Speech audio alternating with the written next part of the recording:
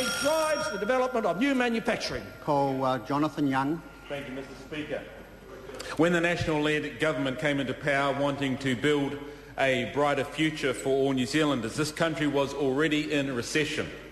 Well before the global financial crisis hit us, the pre-election fiscal update told us that we were faced with never-ending deficits, preceded by a 50% increase in core government spending under the previous regime. The tradable sector, that part which our exporters and other companies have to compete with on the international market, was only about 30% of the economy. Since 2004, it had flatlined. That is the part of the economy which earns us our wealth.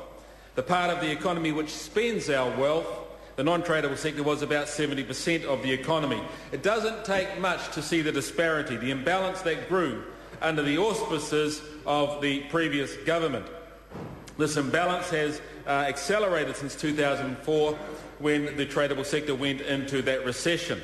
So we have taken responsible decision to restrict the build-up in government debt and get government spending and finances under control.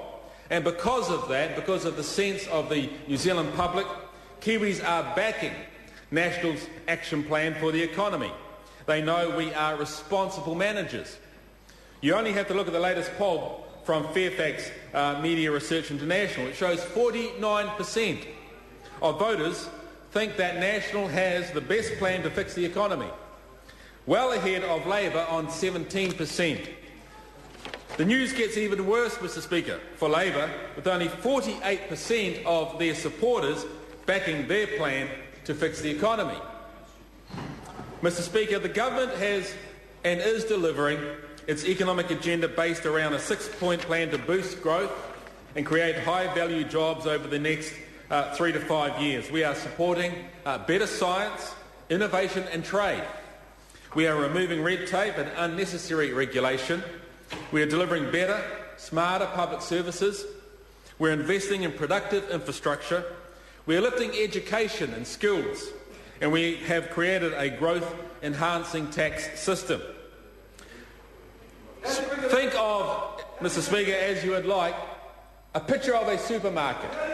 Historically, New Zealand has been very good at producing the items sold around the outside edge of the store: meat, fruit and dairy products. The future of our industries, particularly in the food and beverage, is to move a big chunk of our activities into the centre of the supermarket by making value-added, processed and packaged goods. This sector of the economy, the food and beverages sector, remains the linchpin of our prosperity, generating $27 billion in 2009, or over half of our export earnings from merchandise traded annually. That sector, directly or indirectly, employs 1 in 5 of the working population. This is why we support the agricultural sector of our economy. They are such generators of wealth, jobs, prosperity and growth for New Zealanders. In 2010, our exports to China rose a staggering 33% to $4.8 billion. Mr. Speaker, we have introduced the biggest reform of the tax system for 25 years, which rewards work and savings, discourages borrowings and consumption, and significantly tightens tax rules on property speculation.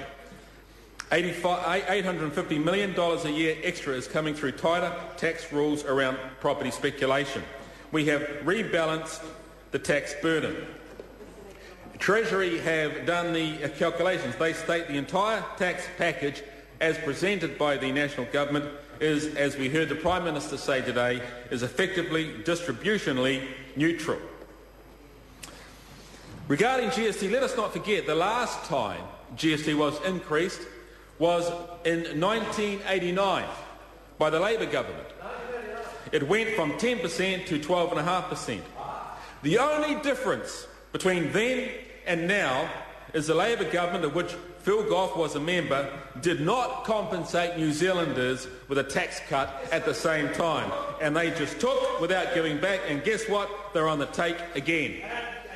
We have turned back 2008 forecasts of never-ending deficits and soaring debt by setting a path back to surplus by 2014-15, a year earlier than projected. Budget 2000... Order. Mr Speaker. Kevin Haig. Thank you, Mr Speaker.